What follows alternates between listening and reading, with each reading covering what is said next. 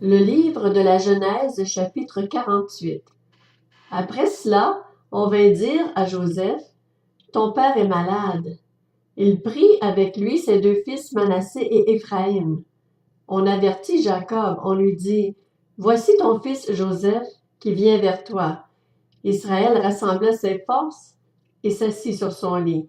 Jacob dit à Joseph, « Le Dieu Tout-Puissant m'est apparu à Luz dans le pays de Canaan et il m'a béni.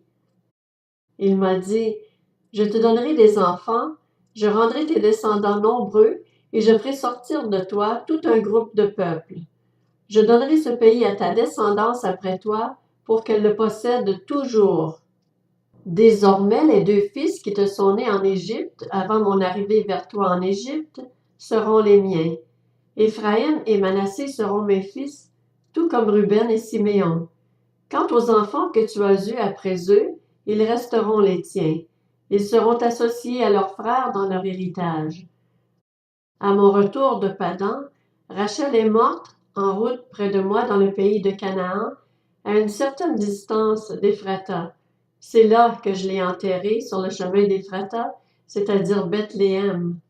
Puis Israël regarda les fils de Joseph et demanda, « Qui sont ceux-ci? » Joseph répondit à son père, « Ce sont mes fils.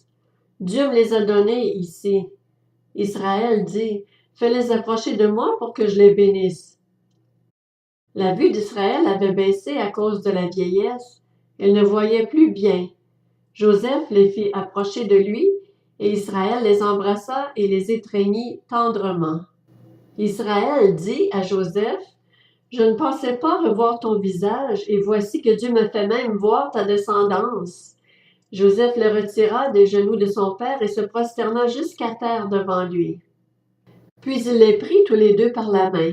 Il tint Éphraïm de la main droite, de telle sorte qu'il était à gauche d'Israël, et Manassé de la main gauche, de telle sorte qu'il était à droite d'Israël, et il les fit approcher de lui. Israël tendit sa main droite et la posa sur la tête d'Éphraïm, qui était le plus jeune, et il posa sa main gauche sur la tête de Manassé. Ce fut intentionnellement qu'il posa ses mains ainsi, car Manassé était l'aîné. Il bénit Joseph et dit, « Que le Dieu devant lequel ont marché mes pères Abraham et Isaac, le Dieu qui a pris soin de moi depuis que j'existe jusqu'à aujourd'hui, l'ange qui m'a délivré de tout mal, bénisse ces garçons. Que mon nom et celui de mes pères Abraham et Isaac subsistent à travers eux, et qu'ils se multiplient abondamment à l'intérieur du pays. » Joseph vit avec déplaisir que son père posait sa main droite sur la tête d'Éphraïm. Il prit la main de son père pour la détourner de la tête d'Éphraïm et la diriger sur celle de Manassé. Joseph dit à son père, « Ce n'est pas juste, mon père, car c'est celui-ci qui est l'aîné.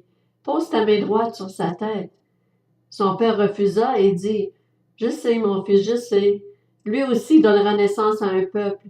Lui aussi sera grand, mais son frère cadet sera plus grand que lui, et sa descendance remplira la nation. » Il les bénit ce jour-là. Il dit, « C'est par toi qu'Israël bénira en disant, que Dieu te traite comme Éphraïm et comme Manassé. » Il plaça Éphraïm avant Manassé. Israël dit à Joseph, « Je vais mourir, mais Dieu sera avec vous, et il vous fera retourner dans le pays de vos ancêtres. Je te donne une part de plus qu'à tes frères, Sichem, que j'ai prise aux Amoréens, avec mon épée et mon arc.